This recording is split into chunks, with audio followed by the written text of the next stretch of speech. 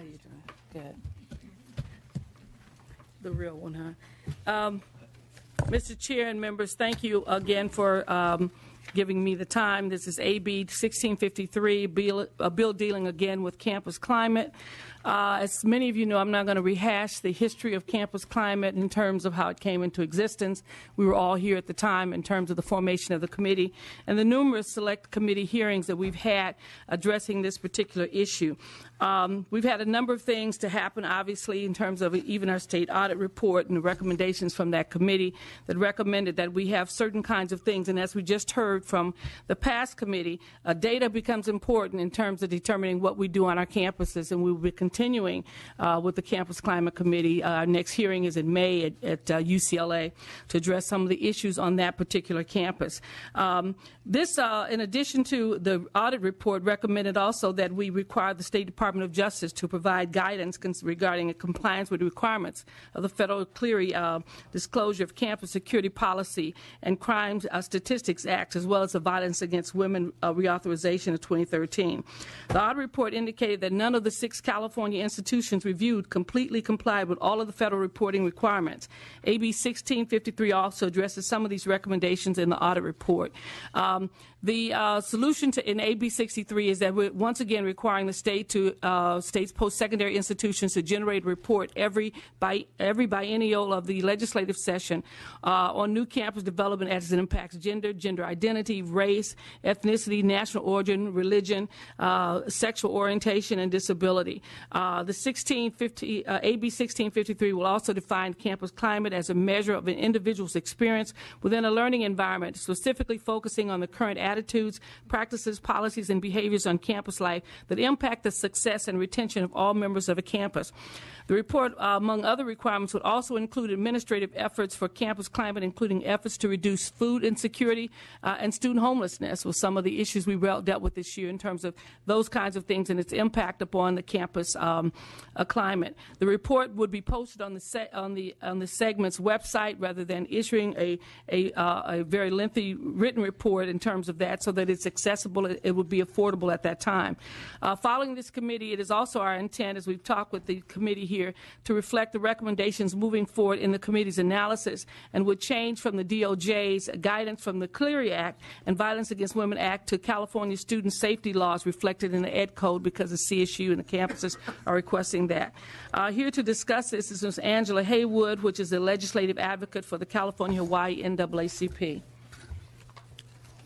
Hi. I'm going to keep my comments short because I believe as Dr. Weber has answered everything. But as you know, there are about, committee chair and members, there are about 2.5 million students enroll in institutions of higher learning, and we believe that this oversight measure is the legislature's opportunity to ensure that our children, which is the next generation, will be able to enjoy their experience of college life while in doing so in a safe environment.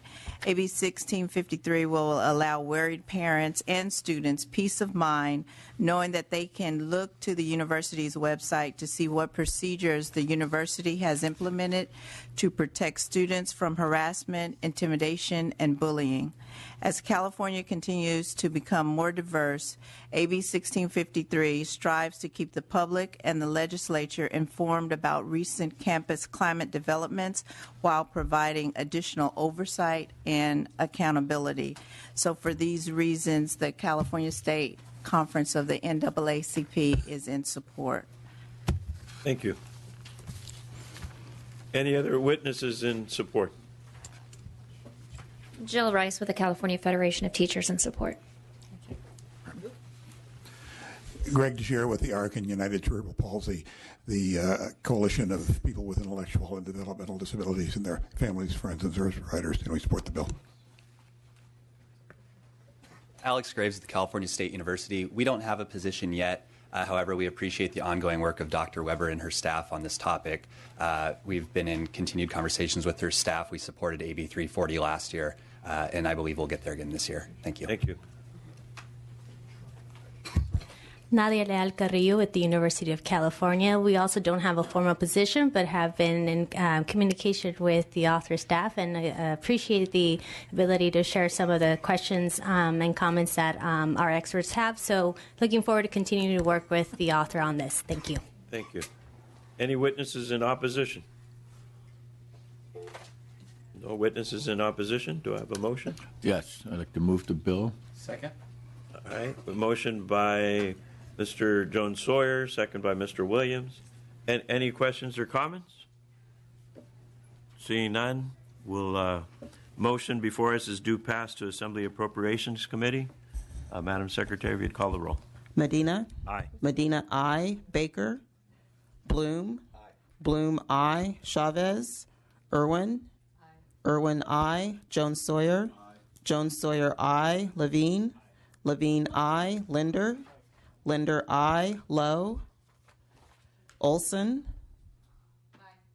Olson, aye. Santiago? Weber? Aye. Weber, aye. Williams? Williams, aye.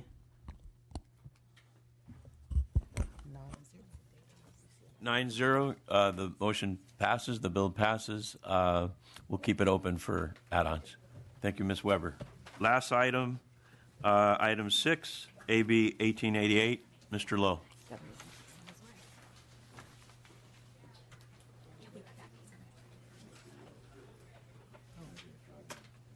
Where'd he go? He's on his way.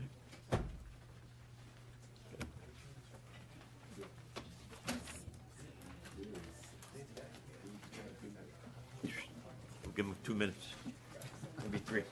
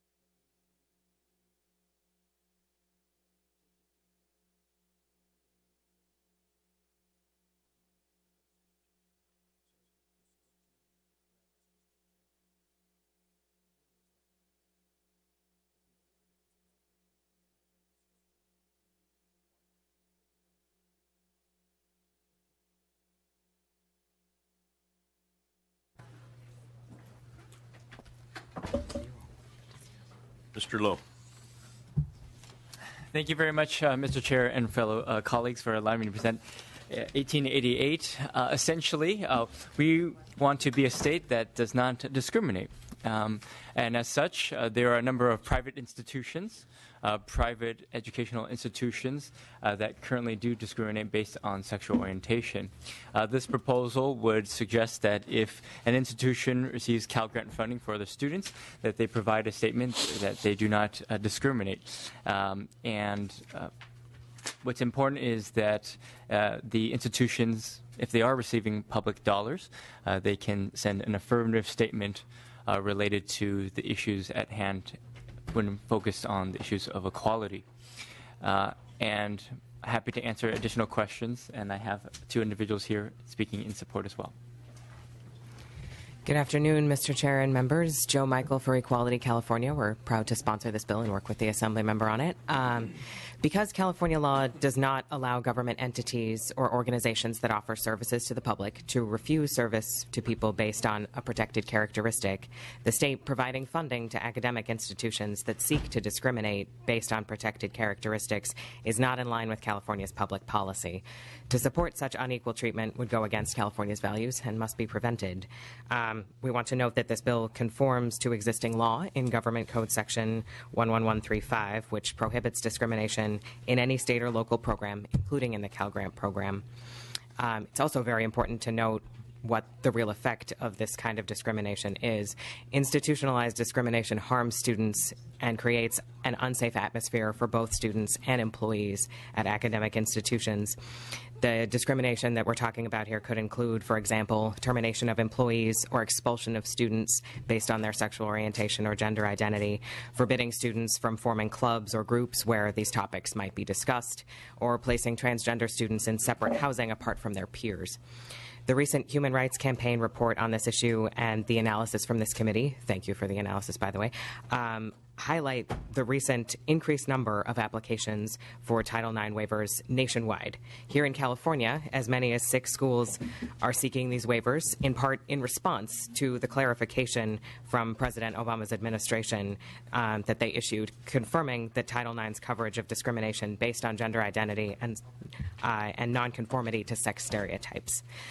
There's nothing in this bill that prevents schools from seeking waivers of Title IX's requirements or from exercising their religious beliefs. They just can't also pursue a Cal Grant funding request at the same time as that waiver, because that would go against existing California non-discrimination law. So that's really what this bill is seeking to get at.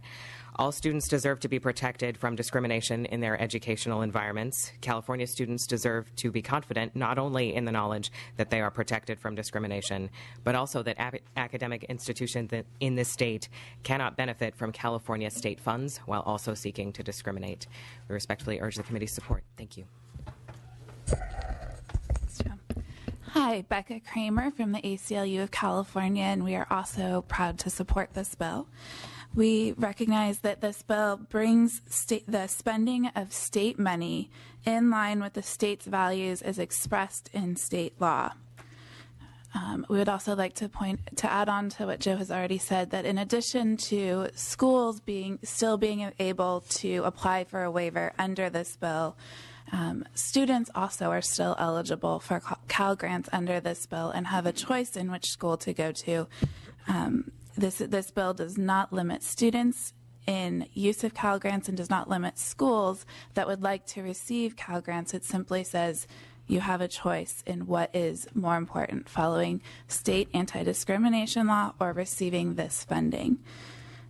Again, this bill is about bringing state funding in line with current California state law and ensuring that the state is not funding institutions that actively are pursuing the ability to discriminate. And for these reasons, we support this bill and encourage your aye vote. Thank you. Other witnesses in support? Jill Rice with the California Federation of Teachers in strong support. Hello, my name is Nolani Sallings. I'm a trustee in Santa Clara Unified School District. I also have 2 daughters, one who is 20 and in college and one who's 17 on her way to college, and I wholeheartedly support this bill. Nora Lynn on behalf of the California Faculty Association in support. I'd like to move the bill. Witnesses in opposition?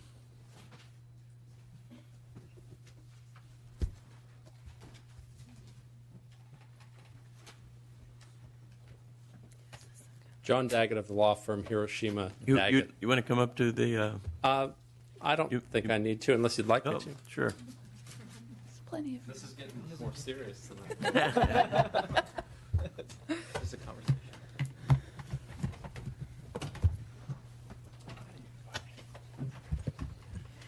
Good afternoon, Mr. Chair and members. Erica Romero on behalf of the Association of Independent California Colleges and Universities. We represent 78 independent nonprofit California universities.